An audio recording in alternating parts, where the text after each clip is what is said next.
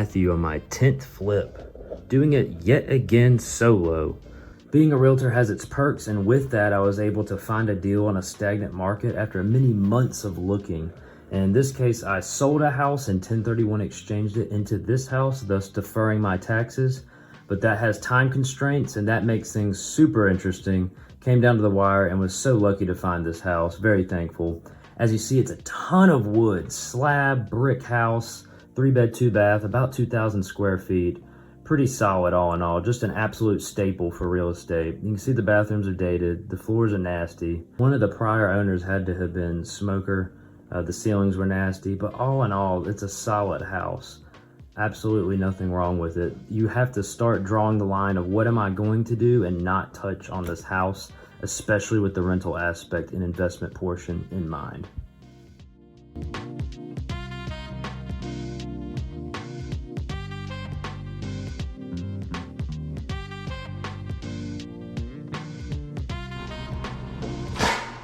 Finally pulling this toilet, and this flange wasn't even really connected. It looks like it was, but it wasn't. It was sunk between a leg collar. It was nasty. Huh? So I started messing with this floor. The top of it had square linoleum pieces that had terrible gaps. You couldn't clean this stuff. Started scraping that off and realized, okay, well, there's the 1x1 sticky tile squares underneath it. It was like, all right, we just have to take this out. So I got the roofing hammer and the masonry chisel and started to get after it. And yet again, this is really where you just have to draw the line of, is it worth it or not? In this case, this floor couldn't stay. Whether it's a rental, a flip, whatever, it's got to go. Same thing with those baseboards. There's 6-7 inch tile baseboards, and I couldn't deal with that. They were gross. And whenever you're doing this type of demolition work, I need to point out, just as a PSA, you really need to be wearing a real mask, not that COVID crap, like a real respirator. You don't, silica and all this dust you're dealing with, this is nasty stuff. You don't want to deal with that.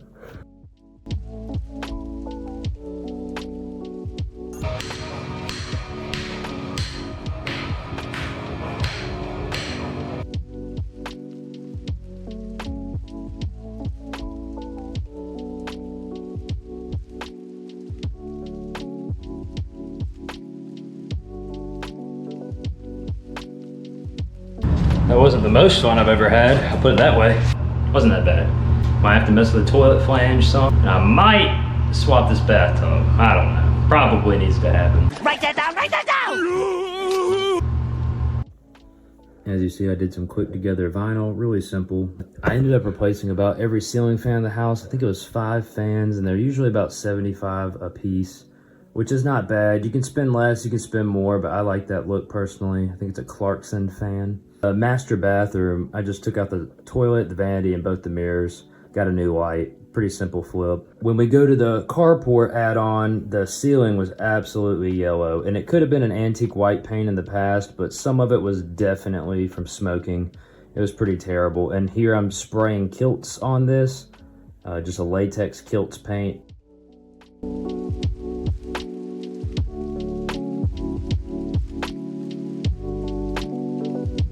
I know people really have a vendetta against painting brick, and I totally understand, especially exterior on the outside. That brick has to breathe. They make special paints for it, and usually you lime wash it.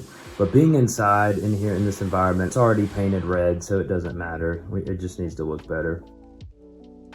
So now you're gonna see this nasty yellow ceiling. Yet again, I'm hitting it with more kilts, and I actually had to paint it twice because it bled through. And I'm assuming, yet again, just nicotine. It's gotta be just nasty. It really is amazing what a little white paint can do. It goes a long way.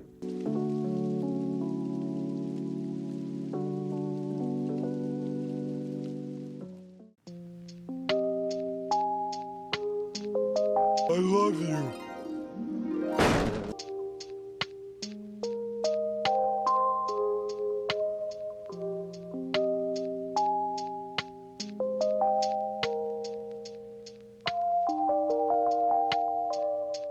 Here I'm doing some prep work, just kind of getting the walls ready for paint. And the paint I'm using is Kilts 2 Latex Primer. Just a simple primer, but the trick is that you can get primers colored as if it's another paint brand, Sherwin-Williams, Behr, anything like that. You can go say, hey, can you color this Kilts paint? This is Fast as the Wind, is this Behr color. And yeah, they'll do it, and then that way you're already hitting a primer with a similar color, so maybe you only have to roll it twice, and sometimes you can get away rolling it once. It just depends, especially for a rental. I mean, if it looks good, it is good. That's how painting is.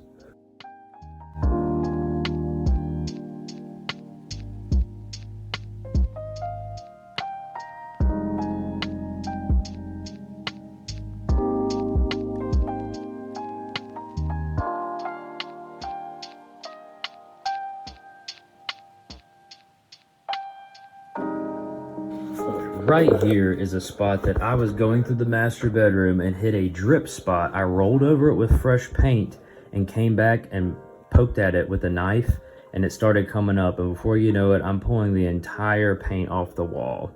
And what is going on here is that someone painted a latex paint straight over an oil-based primer, which was the brown color you're seeing. Now, I realized pretty quickly that this stuff did not want to come off. That white old latex paint didn't even want to come off, but if you painted the fresh new paint over top of it, it loosened it up, and something had an agent in it that would cause it to react, and you could slide the white paint right off. So you'll see me painting little patches and then scraping up right behind, and it's coming off like butter. Absolutely inconvenient as it gets, super annoying, but hey, that's what happens sometimes. All I did was score the ceiling, the baseboard, and the corners with a knife. And I came back and just caulked them in after I was done. Caulked it in, painted it in, called it a day.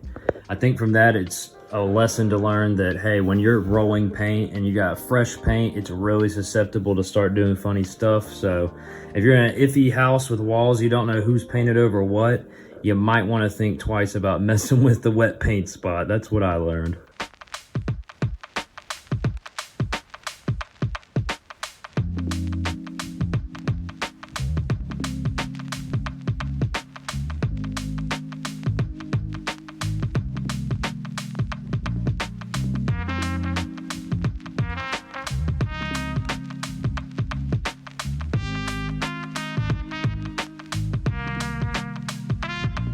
In this room, I had a couple mud patches. You see a spot or two I went over. I came back later, mud and taped and sanded those spots.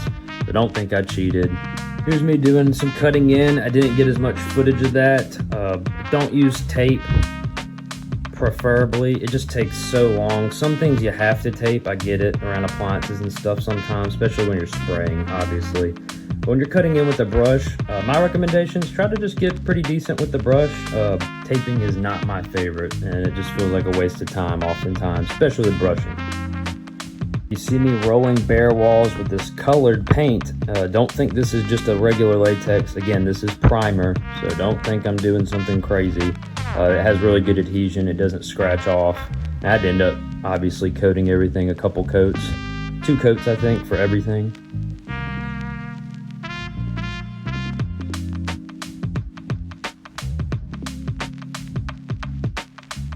And yet again, yep, we are painting brick. I know it, some people freak out. Again, we're on the inside, it's not getting the weather, so I wasn't as worried about it.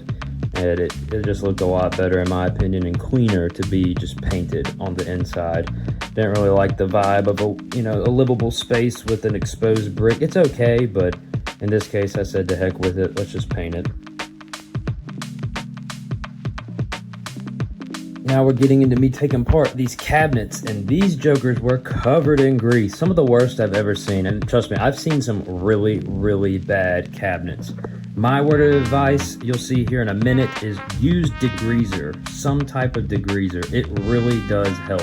I don't mean just grab some Clorox wipes, try some degreaser. It helps substantially. So here I am with the sledgehammer, thinking I'm gonna do all big and bad stuff. I ended up just poking it a couple times and realized, oh hey, these freaking tiles weigh a ton. Just get those things off. It kind of ruined my whole being macho demo vibe, but hey, easy does it.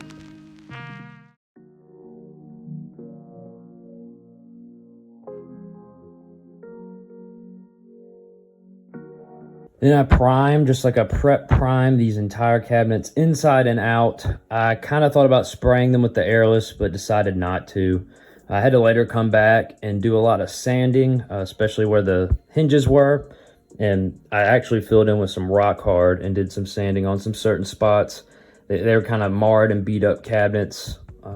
And obviously with the grease spots, you really just got to clean this stuff thoroughly. It's a total pain. It's probably one of the worst parts of dealing with this house.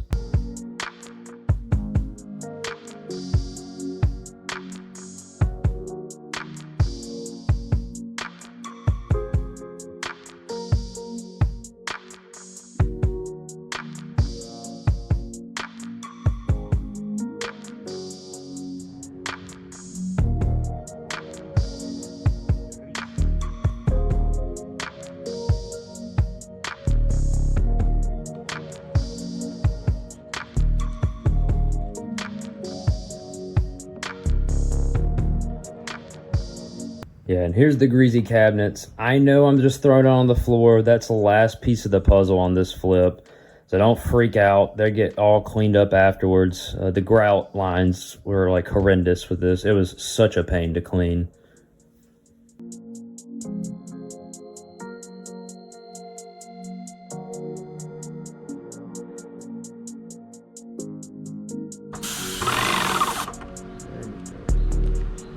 Yeah, here I am busting out the airless and just laying out. This is usually how I do it with some extension ladders. Try my best. The most painstaking part of this is allowing them time to dry. So it might take you, depending if the sun's beating on them, they might dry in 20 something minutes. It could take twice as long. So it might take 45 minutes for these things to dry. And they need a couple coats easily on each side. So do the math, you know, kind of figure it out. Because the last thing you want is to spray these things and then they tack off.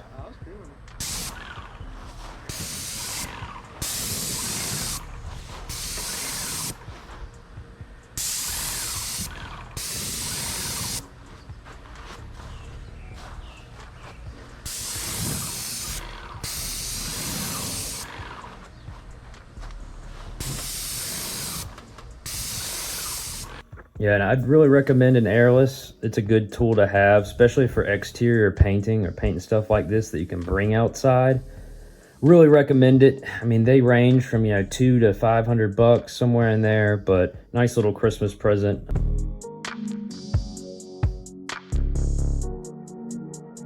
Here's me just cutting in above the caulk line that we got the new countertops, and they were about $3,300 for granite. I think it was like 43 square feet total. Yeah, and the sink that I bought, it had 1¼ inch screws. Well, the whole countertop's 1¼ inch thick, so they wouldn't work. So I had to silicone this sucker in. Pro tip, try to use the blue tape. It's just gonna save you. You do not wanna mess with silicone, getting it everywhere. Total, absolute mess. Smushing it down, wiping off the excess, and then pulling off that tape.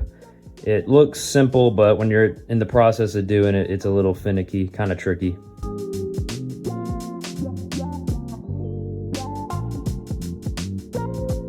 And here's some of the before and afters. And, you know, like I said, the countertop takes up about half the cost that I spent. Otherwise, it was literally just me, time, putting in ceiling fans, paint, switch plate covers, things like that. It goes a long way. People really don't realize that what paint and just a little bit of cleaning up really can do to a property. It doesn't take a ton of money. Yeah, of course I had to look the other way on some things, like I didn't touch the bathtub and things like that, but overall it gives it a really nice finished look that somebody can come in and be comfortable living in, pay a moderate sum, and be happy. And that's what it's all about. Getting a happy, good tenant and managing it appropriately and going from there. This one was a nice little joy to see the before and after on. It's always satisfying. And it's the simple things. The simple things go the long distance. They get you the most bang for your buck. And I don't know everything by any means. I'm no expert in any of this. So that just goes to show you that anybody out there can do this. You can do this. The biggest part of it is you're willing to look like a fool because you don't know what you're doing. And if you never are willing to look like a fool, well, guess what? You're never gonna do anything. Let me know what you think. Give me your feedback, and on to the next one. Peace out.